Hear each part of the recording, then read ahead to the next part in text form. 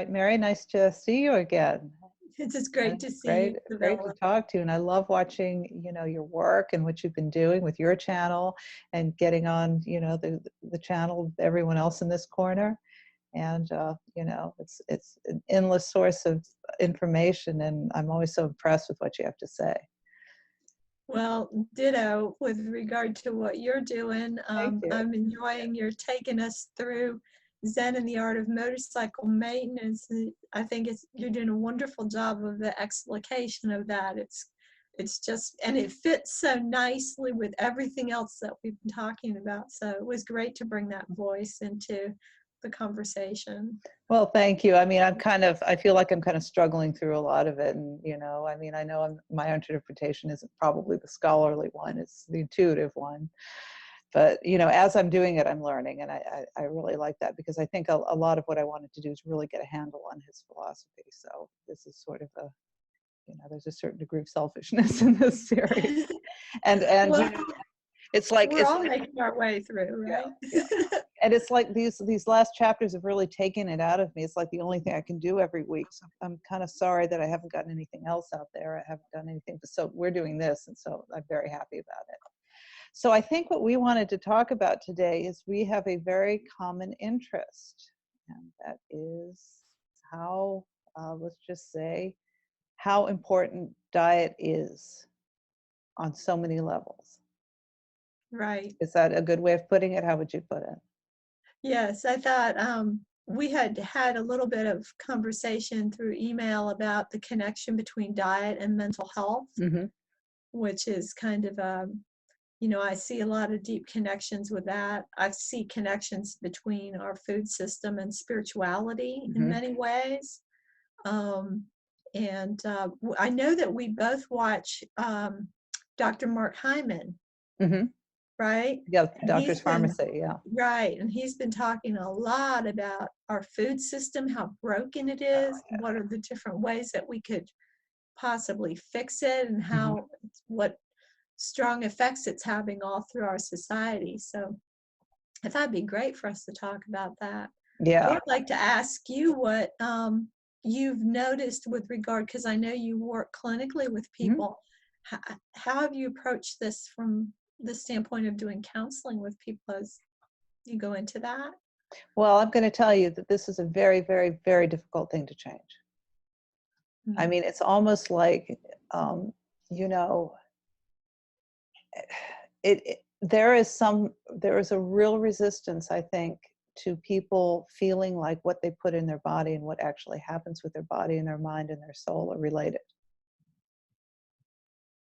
And I think, I'm not sure what all the reasons are, but one of them is a lot of the stuff we're talking about, a lot of the broken food industry is producing things that are so highly addictive that people imagining, giving these things up is just, they can't. And I would say that, and this Dr. Hyman talks about this too, is that if you go to areas of poverty, you're going to find this as even a worse problem, because that's all that's been available to kids from a very young age, these very highly addictive substances, like soda, for example. But I would say, and I counsel, at this point, I'm in private practice, so I see people who are pretty much middle class and upper middle class, but still I'm finding that, the addiction to junk food, or just the inability to give it up and go in a different direction, it's so challenging because I know what it can do, and it's so frustrating. Hmm. Well, I do know that there's um, an intentional putting of things into the food that makes them addictive. Mm-hmm. Um, so one of the things that I think about, we talk about the meaning crisis Mm-hmm. and people um, feeling like their lives are lacking in meaning, Mm-hmm. and that they don't have, as John Vervaeke talks about, sense of being at home, Mm-hmm. and also the sense of being able to make a contribution to the world around you, to other people, and Yeah. having those connections in that community. Mm-hmm. And And one of the things I think about is that we have an economy structured right now where a lot of people, and this is almost like right in line with the addictive quality, but a lot of Mhm. people feel that they don't have control over what they do for a living. It's like, Mhm. it's as though they're forced to do things for a living Mhm. that they would really rather not do because they know that those things are harming their fellow human beings, but they have to not look at that. Yeah. So I could use the pharmaceutical industry as Mhm. an example. We know that there are some very effective and good pharmaceuticals. What Mhm. happens is they go out of patent. The patents expire, and then those pharmaceuticals will become available as generics Mhm. for people. So what the pharmaceutical companies have to do if they're going to continue to make money is they have to take these molecules and they may tweak them very, very slightly to create a new patent. The new patented medicine may not even be as effective as the old generic one, but they have to produce it. They have to get the FDA to approve it, and there's all kinds of shenanigans that go Mhm. on with that aspect of it. Then they have to market it to the doctors. They Mhm. have to, and now, of course, in the recent decades, they've been able to market directly to consumers. Mhm. So they have to market it to the consumers as well. So you have all of these people involved in this process, and they're all making their living doing this. But Mhm. are they really making a living in a way that we could say they're contributing to the good of their That's right. fellow humans? Yep. And they know that they're really not. Yep. What is that? And yet they feel like, well, if I didn't do this, what would I do? How would I live? How could I Right. support my family? And they do think, and this, because you've got that whole necessity of supporting your family, it does take precedence. So you end up with people doing things like this, in that industry and in others that really aren't contributing and that really are, like you're saying, harming.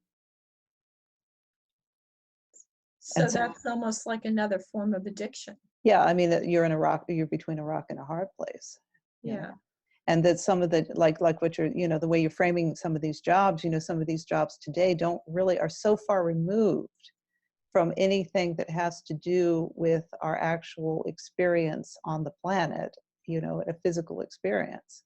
Removed and removed and removed by all these layers of, I guess you could say digital layers, so to speak. That there you are kind of operating over here in this digital realm, and you're not really seeing the effects so much way down here in the actual world. In theory, it seems fine, I guess, but, and I would say another, we want to stay in the diet, we want to stay in the food industry, but you could say that a lot of the investment stuff is like that too. right, Yeah. right. Yeah, But I know what you're saying in terms of the food industry. It's just become like, if you look at some of the food nowadays, you can't even call it food. right. It's a delivery of some kind of addictive pleasure. A bag of Doritos, uh, and they continue to increase how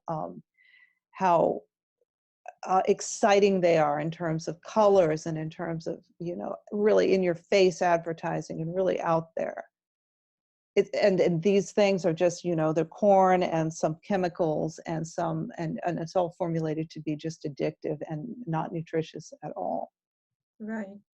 Well, there's some, I just recently listened to a podcast, and I don't remember exactly what year the podcast is from. I'll try to get you, it was on YouTube as Hmm. well. I'll try and get you a link to it so you could put it in the description. Hmm. But it's some French scientists who've done the first studies of the changing the soil to change the plants, Hmm. to change the animal forage, to change the animals, to change what the humans are eating, and Hmm. being able to actually follow the entire process and be able to establish scientifically that they could make a difference in the human nutrition Hmm. going all the way back through the chain to the soil. Yeah, that makes sense. And yeah, and it's the first time they've been able to establish that. And the markers they used were the balance of omega-3 and omega-6 Yes. fatty acids. Now they are saying also that they were able to decrease inflammation markers in the humans by following that chain.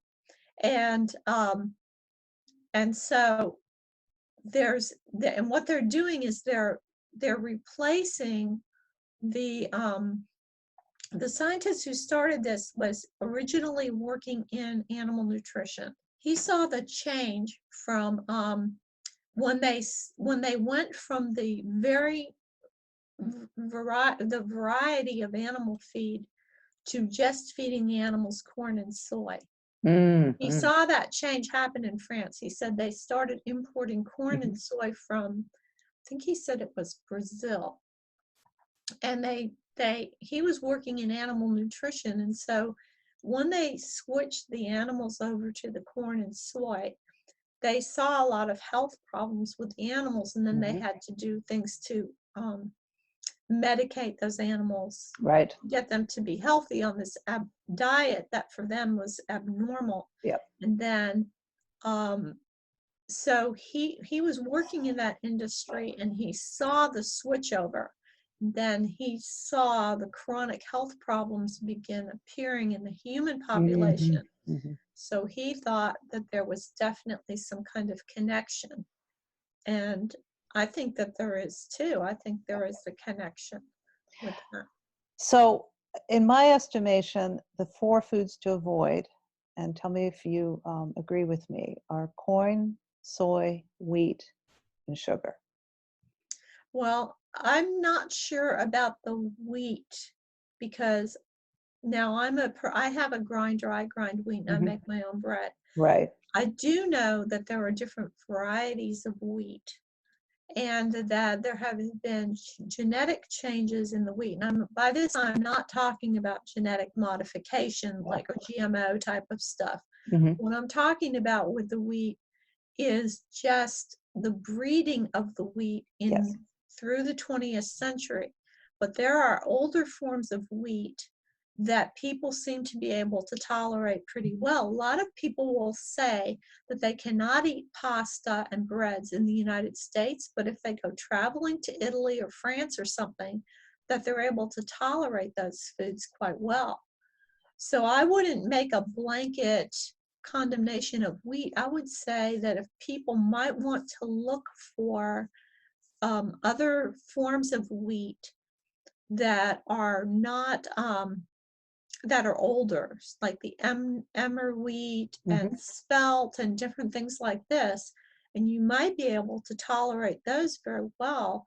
But I do know that some people do definitely have a problem with wheat, with the modern wheat. Would you say, okay, so that's really interesting. That makes a lot of sense. I think the modern wheat in the United States is very, very glutinous, and it's bred to be transportable, and it's bred to be malleable when you're making things, to easy to work with, rather than nutritious. So I'm interested, because what you're saying makes a lot of sense. So I'm interested in what you're saying about grinding your own wheat. What are you going out and getting spelt at the maybe the food co-op or the health food store? What how are you doing this? Well, I actually started a number of years ago, and I have what's called a living mill grinder. And my husband attached it. It has a crank to turn, but my husband attached it to an old washing machine motor so that I don't have to turn the crank. It can also be attached to a bicycle, so some people like to get some bicycle exercise while they're grinding their wheat. So it has a, it has a pulley, and it has a belt, and you can attach that to different kinds of propulsion. But yeah, I started a number of years ago. I would buy wheat and buy organic wheat and grind it myself to make bread. And one of the things that is really useful with regard to wheat, even modern wheat, is that if you look at the way that people used to make bread, is it used to be made by processes that fermented the wheat, fermented some sort of fermentation process, not the quick rising, like quick yeast rising, but older forms of making bread where more like the sourdough kind of breads, where it would take 2 or 3 days actually to make it, and you would put it through a process where for a number of hours it would go through a process of fermentation before you actually started making the bread. And that's something that, you know, people can Google that, and there's lots of YouTube videos about how to do that, but that seems to break it down in a way that makes it more digestible also. So there are ways that people can consume these things. You know, the advantage of grinding your own grain is that it's fresher. However, it's not as, a lot of people find it to be quite as palatable because they're used to something that's very refined and white, and they're not used to the kind of texture that these that grains have when they're whole grains. So, you know, it's something that if people are interested in doing it, they just kind of have to experiment with and get used to it and try different modes of dealing with the grain. Another thing that can be done is sprouting the wheat. Now, I like to sprout wheat. I sprout wheat every day for my chickens, actually. And Healthy chicken. but, yeah, but another thing that you can do is you can sprout wheat and then you can dry it and then you can grind it. So you're getting, it's called sprouted wheat bread. And so that changes the consistency of it. It changes what you're getting out of the wheat, because as you sprout it, you're releasing other kinds of nutrients. So those are some of the different things that people can experiment with if they're interested in making their own bread. And there's lots of videos about how to do those different processes. But I've done all of those different things. So you're still eating wheat, you're still eating bread, but on this, you know, in this sort of, my husband and I really backed off of carbs about a couple of years ago. Yeah. So we eat very little in terms of any kind of bread product, but I try, and this is the kind of bread, if I do bread or if I do baking, I try and use this kind of these kind of techniques. That totally makes sense. So I backed off of carbs too. So let's share our respective reasons for doing that. Well, my initial thing with the backing off of carbs was not really so much backing off of carbs as it was looking at, what was it? Oh, I was having problems with my gallbladder.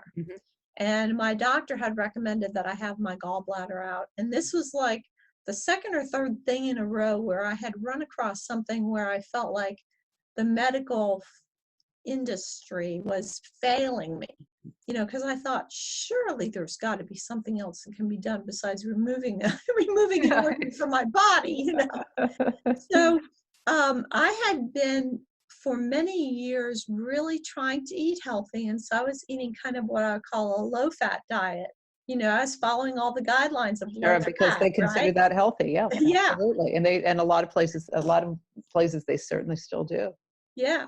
So I started researching about the gallbladder, and what I found out is that what your gallbladder stores is bile, and bile is kind of like a soap. And if you go through the process of making soap, you'll notice that soap is made from fat. Okay. So you actually, in order to digest fat, you have to be taking in enough fat for your body to produce the bile to digest the fat. And by being on a low-fat diet, I had really damaged myself. So I started researching how I could get up my fat intake and possibly heal my gallbladder. So the first thing I started doing was the coffee with butter and coconut oil in it in the morning. what they call bulletproof coffee. Bulletproof coffee, yeah. It doesn't really make you bulletproof. But anyway, Well, the guy who invented it thinks he's going to lift 180. I know. We'll see. So I started doing that, and over a period of a number of months, my gallbladder got better and better Mm. and better. And I stopped having any gallbladder attacks, and I felt much better. So that was my clue that whatever the powers that be were telling me about diet was all wrong. So taking in more fat kind of almost automatically decreases your desire for carbs. That is for sure. And so that was how I started on it. And then after I was doing that for a number of months, my husband started researching that too, and he started doing the same thing. Both of us lost weight and felt better, felt a lot better, and saw health improvements from upping our fat and lowering our carbs. That makes a lot So of sense. So, in my family, well, in fact, my mother passed tragically from dementia, fairly young. And obviously, I've started doing research. What can you do to prevent this? And there are things you can do to prevent it. But I came across this paper. I wish I could find it again. It was obscure, but it was really compelling. It said, look at the ketogenic diet that they use for epileptics, and look how it works. It works, because it supports the brain. The brain is primarily made of fat. Now, I don't know exactly the mechanism that carbohydrates play. I wish I had a second to try to find it before I talk to you, but there is definitely something to that. And then they've discovered, that this ketogenic diet not only resolves epilepsy to a large extent. I mean, it really cuts the seizures down. I don't know to what extent, 75 or more percent, something like that. But they also found that anything brain related, Parkinson's, Lou Gehrig's, various forms of dementia, Alzheimer's, these are also improved with the ketogenic diet. So that was enough for me to, really go in that direction. And subsequently, and I want to just put in a caveat. I don't know if it's good to stay on that all the time. So I sometimes cycle out of it with more paleo. mhm. But I found that I had this continuous brain fog for years, and that lifted. That went. Now, did you get I don't know if you went all full keto, but I did get the keto flu. I don't know if you had any kind of reaction like that. I I my goal has been, and this is a lot of this is based on stuff that my husband researched and my husband shared with me, but my goal has been to become what's called fat adapted, Yeah. and be able to um, to move myself to cycle between being able, using carbs and using fat, Hmm. and also to do the intermittent fasting Yeah. where I have a long period of time between my dinner at night. I try and have that real early, and then my breakfast the next morning. I may not eat for the first time the next day until 11 o'clock or something like that. So I try and have my window of eating to be fairly a small number of hours within the day, rather than eating late and then eating again early the next morning. So, and I find that has worked really well for me. I'm not super strict on carbs, but I do notice that if I go out to eat or something and I have some carbs, especially if it's kind of late in the evening, that when I wake up the next morning, I almost feel like I'm a little bit hungover, Hmm. Yeah. you know. Makes sense. So I realize that, having a load of carbs, and especially I think late in the day, really does tend to make you feel sort of sluggish and like you're not hitting on all cylinders. Yeah. And I think that, like, that brain fog that I mentioned lifted, I think that must be very similar to that mechanism, whatever it is. Yeah, yeah. There is a doctor, I cannot remember her name right now, but she has a book about keto, Hmm. and her mother had gotten cancer, and she used the keto to help Hmm. her mother recover from, I think it was a lymphoma that she Yeah. had. And she's got, a lot of instructions on, and very many details on how keto works. I know that people who are going through cancer treatment have used keto successfully to Hmm. support themselves through cancer treatment and to make their chemo be more effective. Yeah. But I agree with you that it's probably not good to stay strictly in ketosis for a long period of time. Yeah. I think our bodies are designed to be flexible, Hmm. I agree. Yeah. So that's one thing that I kind of would say that I'm a little bit averse to, is where people have something where they go on some sort of real strict restrictive diet for a Hmm. long period of time, because I think like, we're animals made to live on this planet and meant to have a flexibility to be able to get our nutrition from a number of different sources. And even throughout the year, like, Hmm. to eat the strawberries when they're coming up in the garden in the summer, and then Yeah. eat the pumpkins in the winter Hmm. or in the fall when they come up, have that flexibility. Yeah. And be more connected. Like, I think, be more connected to the earth of which we're part of. Yeah. And there's a certain, I mean, you could even say that, a lot of spiritual, let's just say a lot of holidays that end up being spiritual events, or vice versa, it's very connected to the crops and to when the crops come, and the holidays that we experience today in Christianity come from, you know, have a lot of basis in that. Right, right. Yeah. So, yeah, eating the lamb in the spring and then Yeah. eating you know, the beef in the winter.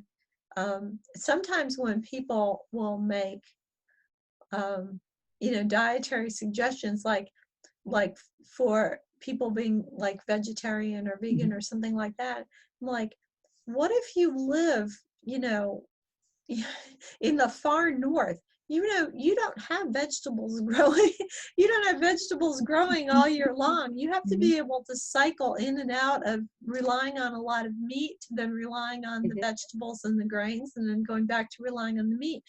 The only way that you're able to recommend that someone in a in a northern climate where they have a number of months of cold, the only way you can recommend that they go on these diets where they're relying mainly on vegetables all year long is if you're going to truck those vegetables from, you're going to truck them from somewhere in the Yeah, south where they're growing, and then what's that doing to the climate?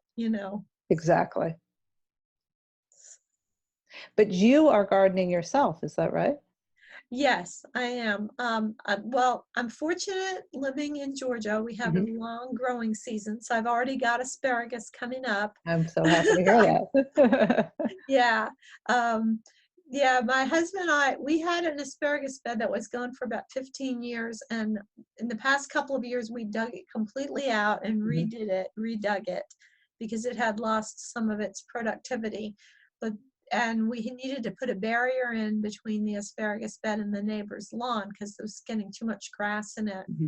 And so we dug it all out and replanted it. Last fall, we replanted it, and now, or no, actually, two springs ago, we replanted it. You have to wait a year before you start getting a crop. You have to let it go one time Hmm. and come up and not pick it, Yeah. it gets real productive. But I was out there today and I'm looking at it and I see some spears already coming up. So we're looking forward to that. But that bed, we dug it deep enough and we did a good enough job on it. Mainly my husband's labor, I have to say, Hmm. that it could be productive for the next 50 years if it's cared for. Yeah, I'm right where I am now. I live on the Eastern Shore and in Washington. Right now, I'm on the Eastern Shore. Um, you see asparagus everywhere, wild. Wow, really? that I guess has come from the farms that were there once. Mm-hmm. I mean, I don't. I know Maryland has had a lot of German immigrants. So I'm Mm-hmm. wondering. I mean, my natural inclination is to think, oh, that's where that that's this has come from. Farms from 150 years ago, or 100 years ago, or 50 years ago, and you see it wild everywhere. We have some growing in our yard, and we've been able to get a few spears from that. So it's been really interesting. Yeah, well, our bed is pretty big. It's like about 6 feet by over 30 feet. So Wow. what we have I think it's 100 plants in there, Yeah. and so we'll be able to get some good production. But we also grow other things like kale Hmm. grows year round here, um, and grow. I just grow a number of things. I have peas. I have some peas coming up right now, Hmm. and I put in a fig tree about a year ago, so should be getting figs off of it. I've got blackberries and blueberries and raspberries, and then just all the regular vegetable Hmm. plants and herbs that you would find in the garden. So one of the things I just ordered was some oh, what is that called?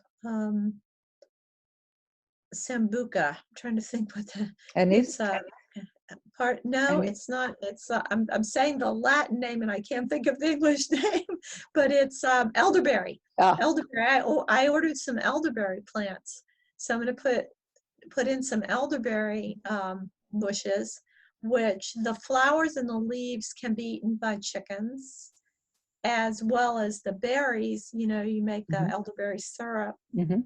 So I'm interested in that. I like to try my hand at new things, like every year try get something new going. But yeah, we eat out of the garden like all. I grow a lot of peppers. Uh-huh. Yeah, you can do a All lot with that. Oh yeah, Are you yeah. a canner? Um I do can some things. Mostly I freeze because I have a freezer down in the basement, so I do a lot of freezing. And I do some canning. I make pepper jelly, hot pepper Mm. jelly. Yeah, that's a very Southern thing. Yeah, yeah, that's great. Yeah. Kind of sugary though, but Mhm. But a but little bit every now and then. yeah, and I also make fire cider. I don't know. Do you know about fire I cider? do. Fire cider is it's apple cider vinegar and a number of things like hot pepper and am I getting it right? It's a hot Yeah. pepper, horseradish, Yeah. turmeric, ginger, Hmm. onions, lemons, garlic, and yeah, that's what it is. And then you put it in the jars and you leave it for 8 Yeah. weeks. And it Shake it keeps up your every now and then strain it out and put it in jars, and it's like a tonic. hmm. So we take some of that every day. That's That good. gets you all those that gets you all that antioxidant and Hmm. antiviral and Yeah. Yeah. antibacterial benefits of those things. So that's pretty. I've had a couple of times at my house in the fall had like a fire cider making party with some Mm. women I know. So we get together and you know, and boy, I'll tell you what, you can't you you can hardly breathe. I all can that imagine. pepper, all that pepper and turmeric and horseradish being ground up and everything. Get the fans going and open the windows and all. It really smells spicy, but it's a lot of fun. We get together and bottle up a bunch of the stuff and Yeah. have a good time chatting while we're doing it. And it's going to keep you healthy. Yeah, yeah, that's the point. And I've been trying to spread it. So I said, I want this to metastasize. I want, so one of the women that I had at one of my firesider parties this year, she had one herself with her daughters and daughter-in-law and some other people in another part of town. So I was like, yes, that's That's good. So one thing I'm interested in, we had a lot of trouble here with pests. And yeah. so organic farming is, gardening is really challenging. What do you do? Well, there's a couple of things. One thing is to to interplant herbs within the garden that will repel. And you can look up what's called companion gardening, Hmm. and there's certain plants that you can put with your vegetables. Mm-hmm. Sometimes it's other vegetables, sometimes it's herbs, sometimes it's plants that are what they call a trap. So you plant a plant that is that you plant a plant near your vegetable that you want to keep, but it's a trap plant Mm-hmm. that the pests will go for Mm. first. So it's kind of like you're making a little offering to the pests and you're saying, here, you can have this, leave my vegetables alone. And one thing that you have to realize is that when you have a pest, it's an imbalance in the ecology. And if you kill the pest, they're usually going to come back. They're going to come back the next year, sometimes in force. It's going to like, oh, you tried to get rid of us, so we're going to come back and invade you again. But if the pest stays there, the whatever it is that attacks that pest will come, whether that's birds or some other form of insect will also come. And so if you're patient, a lot of times you can let that ecology rebalance and the pest will be taken care of naturally. There's also organic things that you can use, like sometimes people will just make like a tea out of garlic and spray it on their plants, and that will help repel pests. Planting garlic and onions among your vegetables is good to repel pests. Also, another plant that repels some pests is oh no, I'm not going to be able to think of the name of it. Nasturtium. Mm. Nasturtium helps, and And they're beautiful. and they're delicious. So you can eat the flowers of nasturtium. They're quite peppery, but they're quite delicious. They're very good for you, and they're very high in lutein, which is good for your eyes. Yeah. And I try to grow as many nasturtiums as possible, and then I take my nasturtium leaves will get this big, and I will take the leaves and cut them off, lay them on a tray in the oven. I have a gas oven, so it's always slightly warm in there, and dry them out, and then crush them up into powder, and I will sprinkle some of that on my eggs. That sounds And it good. doesn't have much in the way of flavor, but you're getting all of those Yeah. nutritional benefits of the nasturtium. Nasturtium is a very medicinal plant, as well as being very pretty, and as well as repelling some pests. So nasturtiums are where it's at then for organic gardening and health. Yeah. Well, we have a big problem, I mean, this is a problem everywhere, but especially in this area because, I don't know if you know about, the devastation done to the Chesapeake Bay.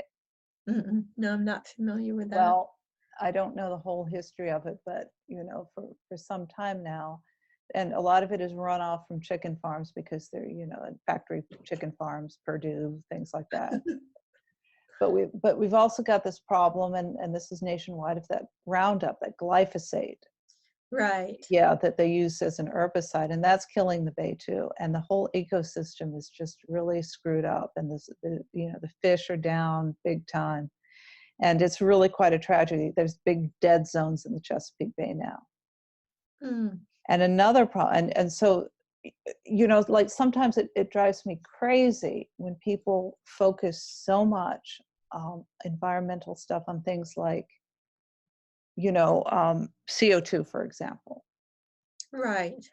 When in fact, we're doing good. It seems like we're doing pretty well in this country anyway, and that the problem is really elsewhere in the world. And taking all that energy and that money and putting it into, CO2 issues, when really this herbicide is so destructive. Right. Environment, and like, why can't this money go into making things, more organic farming methods? And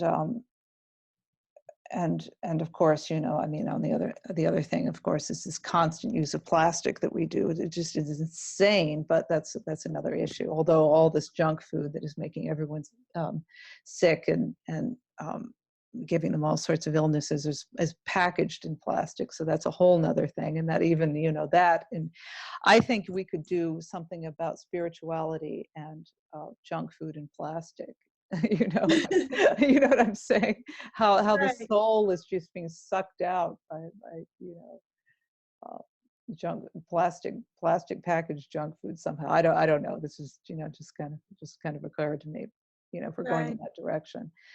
But yeah, that it just seems like a lot of the environmental stuff is really not going in the right direction. When you think of this factory farming around here and just how terrible it is on so many levels, not just, the least of which is the way that they make these chickens grow so quickly and the hormones and everything else. The worst part is, of course, the cruelty. right. Yeah, I'm going to be doing some videos about chickens I'm pretty glad, soon. because I know your Yeah. chickens are happy. Yeah. It's well, and then it's that chain because I grow a lot of the food for my chickens, and I also Mhm. allow a lot of weeds to grow in my yard, and I pick them and give them to my chickens. That's wonderful. So, um, so sometimes when I talk this way, people will say to me, they'll say, "Oh, you just want everybody to be a farmer. Everybody can't be a farmer." And my response to that is two things. First of all, most people who live a many urban, but also almost every suburban environment are already farmers, Mhm. but they're growing a useless crop called lawn grass. Yep. Yeah.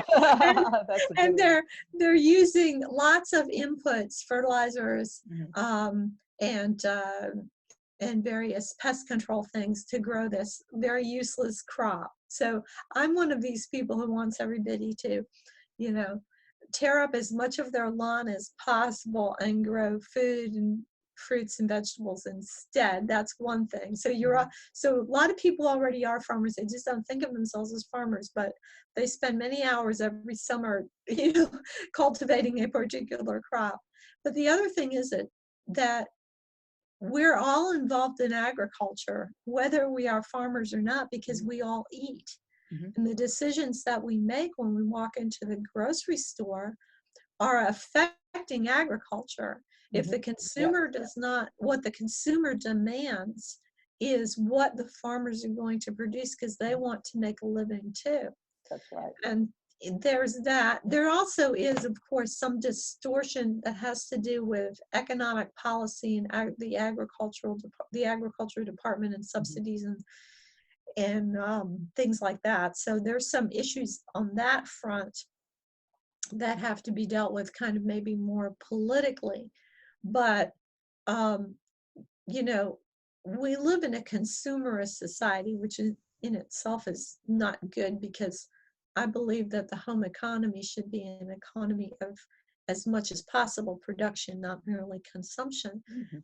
But that aside, if we are a consumer economy, then what that's telling us is that as consumers, you have a lot of power, economic power, and we need to exercise that power in a responsible manner by not putting our dollars toward things that are harmful because like one of my little campaigns I'd like to do is I'd like to see Campbell's soup and all canned soup like gone from the store because it's like make soup for goodness So sakes, how easy. easy is it to make Oh my soup? God, it's We the easiest don't thing in the need world. to be buying canned soup. No, I agree with you.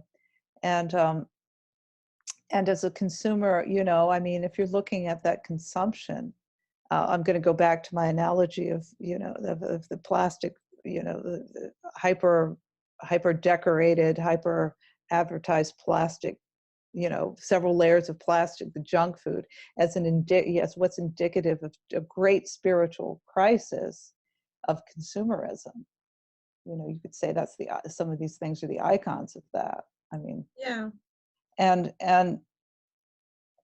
but the problem is, the same as the meaning crisis. You have people who don't realize that they're missing something really integral in their soul, and that this gives them the pleasure and the substitution. And like, John Vervaeke was saying, like you go in the same kind of thing as you go inside the video game and it gives you these levels. Um, the nomenological, the normative, et cetera. It gives you like an emulation of what you think you need, and it's enough so you don't question it. And I think that this happens a lot, you know, with the consumer society, with this instant pleasure, so you never get beyond that.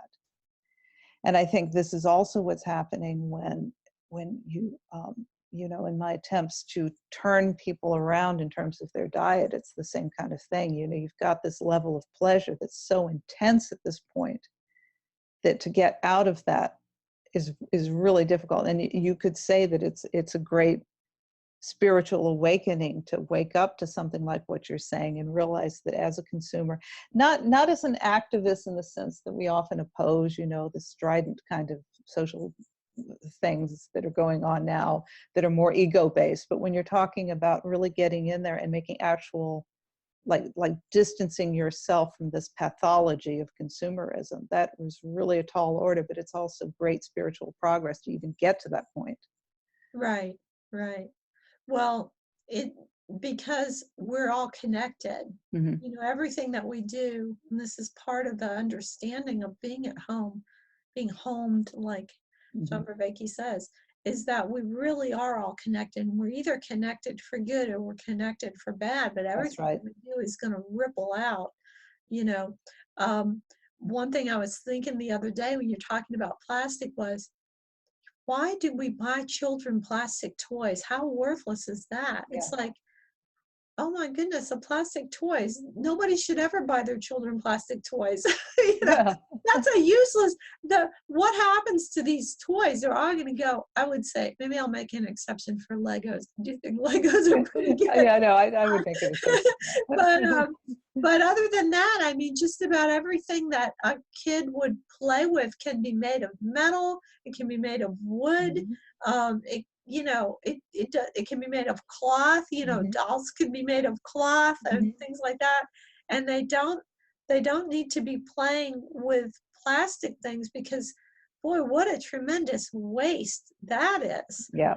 Um, so, you know, there's a lot of things that we could kind of instantly change. Like if the plastic toy industry were to suddenly disappear, there would be nothing but gain to humanity right there. You know, and it would mean that some people would say, oh, you know, I think I'll make some little wooden some little wooden train sets in my um, basement workshop and sell those. And somebody else will say, well, I'll make some little cloth dolls for little Mm-hmm. girls.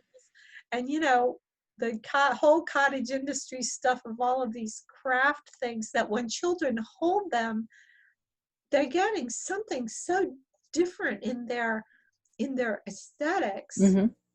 and in the feeling of what they have Mm-hmm. than if you're just going and buying some sort of plastic junk at the Yeah, store.